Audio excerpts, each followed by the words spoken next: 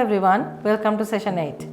So now that we have started our research and learned about some of the research areas, this session is about developing the introduction and developing the literature review. So when you start this, first thing you have to do is to sit down and write your first 2 chapters.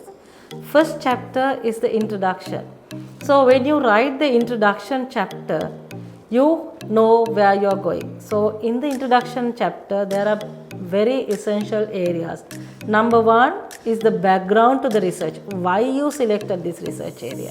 What made you think of this topic? That has to be given clearly. Then you have to introduce your topic. What is the topic? What is your research area? Why is that research area important? Then you have to say what is the problem you found out.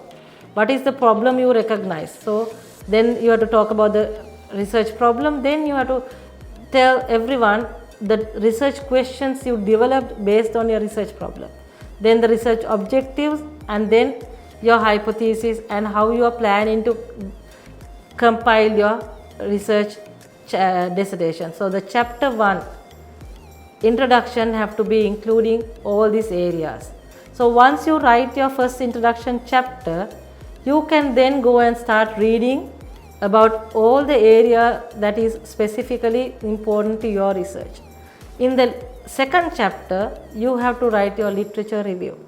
You have to give an introduction to your topic with all the research that is based on that area. So you have to read about the other researchers who have come across the same or similar topics, and that you have to give in detail. And also you have to show that there are other scholars that have done similar researches but not the same, and you have to clearly come up with the research gap in that chapter. So 2 chapters have to be very clear about what you are going to do. That is what we will be doing and teaching you how to write the first 2 chapters in this session.